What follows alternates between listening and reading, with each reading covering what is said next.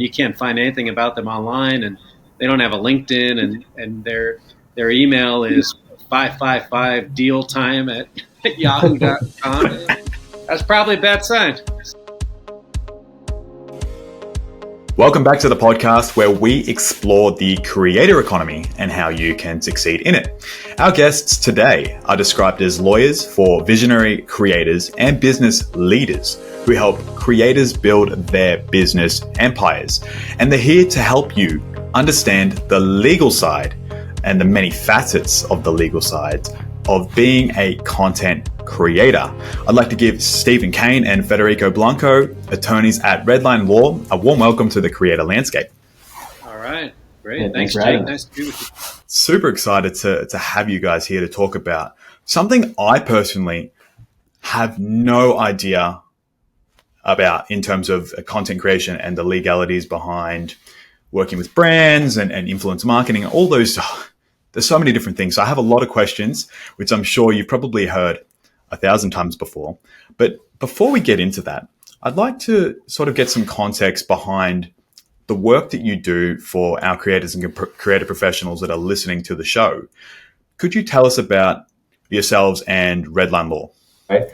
It's not just about covering your ass. It's about having clarity as to who's doing what and what's expected of you and what you're expecting of the other party. Stephen and I are partnered together, and we're, our mission is to really service creators as they go from not just creators of content, but also business owners. So I think I can bring a lot to the table for any kind of creator who is looking to, get to the next level, to make sure they're getting a fair deal. And, and Stephen can talk about his the business acumen, but I think we're a good complement as far as the creator is concerned to build their business. And my background, similar to Federico, is in both business and in law. And I have founded a legal tech startup. I've been a business lawyer for most of my career, and a bit of a generalist, so helping people with contracts, forming entities, resolving disputes, handling employee matters, things like that. So both of us kind of think about ourselves as business consultants and advisors as much as anything. We want to help creators build their business empire. And so when did you guys come together and decide that you wanted to help creators in their pursuit of becoming full-time in the content creation industry? We met in high school. We went to high school together. So we started working together on this project about a year ago. Yeah, I love that. I always love hearing about people that have met in high school and they've stayed, pretty much lifelong friends and then start working together. So I want to talk to you about contracts and legal advice for content creators. So why do creators need to sign contracts when working with a brand? I think contracts generally are setting out obligations between two parties, right? When things get really complicated, having a document that memorializes the details, that's really where contracts come into play. I agree with that. That part of the whole point is making sure we're both very clear and on the same page about what we're getting into and what's going to happen. And then there's less potential for disputes, conflict, issues going forward. Yeah, I think that last point you made about clarity is so important. If a contract is well written, and if a lawyer has thought through all the reasonable potential scenarios of a business transaction, then that means that the two parties are on the same page. From a creative standpoint, if you don't understand the contract, or if there's something that scares you or makes you feel uneasy and you're not quite sure, that's kind of when you should potentially seek legal advice, right? Yeah, I think that's right. And Stephen, would you advocate for potentially, or both if you might advocate for this, if you don't understand something, communicate with the person that you're negotiating with and ask for a bit more clarification? Is that the way to go? I think people should feel totally comfortable raising their hand when they don't understand something, and I think that should go for anybody. Even lawyers should feel comfortable doing reasons. Yeah, I couldn't agree with that more. Back to how we started the conversation around clarity and being on the same page. That's exactly how you do it, right? You have, if whether it be the lawyer on your behalf or you are talking to the brand, and there's a disconnect. It doesn't really make sense. What the deal says is not really what the creator thought was being expected of them, or was not what they anticipated the whole engagement was going to be. Then you need to get on the same page first before you can sign or even draft something that makes sense, right? And a lot of times in the legal world, people are drafting things by doing what you're saying, which is like copy pasting things that may have been used in other places, changing names around, putting the numbers, and then it doesn't really work because, hey, in this deal, so and so is doing this, not that, and it doesn't really make sense to have these other provisions here. So, so you find that half of our job is doing what you're saying, which is asking questions, not only from the client creator, for example, saying, hey, what is it exactly you anticipate doing here? And then asking questions from the brand to be like, hey, what are your expectations? And is there alignment here? And if there isn't, how do we get to alignment if possible, right? And that's another thing that needs to happen. Yeah. So it's all about getting on the same page, really. And it comes back to that clarity, like you both highlighted, communication. Get really comfortable with asking those questions, because it might be a simple answer that might, come back to you and say, oh, actually, this just means this. And you go, okay, I thought that meant that, but I wasn't quite sure. To get that clarification to make sure you can go ahead with the contract or the deal that you're working towards is super critical. But what are some of the common questions that you get from creators specifically around contracts? What stands out to you? I think the big ones are some of the ones I've alluded to, right? The approval mechanisms.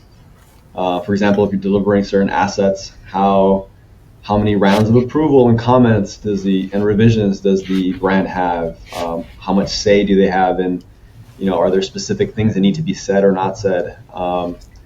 And that can be contentious when you have a creator who has a strong brand presence, has its own voice that they don't want to deviate from, and that could be problematic. So that's a big piece. Very rarely do they go badly, but if they do go badly, at least you have some document you can point to help facilitate a dispute resolution, right? It really being buttoned up on that deal is super important, and taking that on face value that the brand said they were not going to enforce the exclusivity, for example. When you go do a competing brand the next month, don't take that on face value. That person who made that promise to you may not be there. They move to another job. They're no longer the person that you can rely on. The deal is the only thing that's left. So green flags sort of in this scenario when approaching a contract is open communication, make sure everything is within the contract itself and not at face value and just written in an email chain because someone might move on, and that you really understand and are comfortable with everything that's written in the contract, however if it's an ad, giving them the exclusivity of that ad versus exclusivity of content, make sure that ticks all your boxes and lines up with your brand. But red flags, what's a couple of the red flags to sort of look at? I know we've already touched on when someone comes back and is not willing to elaborate or explain. That's a pretty big red flag for me. Is there something that gets overlooked that's creators, creative professionals, or anyone that should look out for? Non-responsiveness, right, to your inquiries, or just being unreasonable from the get-go. Usually that sets the tone for a relationship as to how they may be during the approval process, or after the fact if something goes wrong, how they're going to act on the brand side. And have you seen creators get stuffed over in their contracts? I know you said rarely or most deals go successfully. Is there the occasional point where someone has negotiated, they've gone yes, yes, yes, and it might be just someone not reading their contract, and then all of a sudden they've got all these deliverables and prerequisites they need to meet? Have you seen that happen before? Yes, absolutely. Unfortunately, either the process was not fully understood, the ability to use the content was not fully understood, so that the brand now is using it all over the place for no additional compensation. Yes. Right? In a way that could be very was not really understood in the deal. that point, that's why part of this is common business sense too. It's figuring out who you're dealing with, and then getting to know them some. So a big red flag would be if you don't know much about the person on the other end of the deal. And a big tip would be try to figure out a way to vet them and get to know them some. So that's actually a great point. yeah, even there's also fraud. And so let's say you hear from somebody and you don't recognize who they are, and they claim to be an intermediary, and you can't find anything about them online, and they don't have a LinkedIn, and their email is 555dealtime@yahoo.com. That's probably a bad sign. Now, let's go out 5 years. I want to get both your perspectives on this as we close the episode out.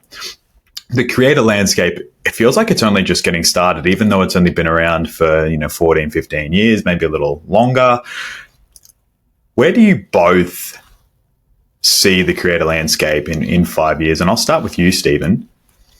I think it is so early still in creator land, and it is going to keep growing. It's going to keep getting massive because there are so many businesses just becoming aware of the ROI for marketing.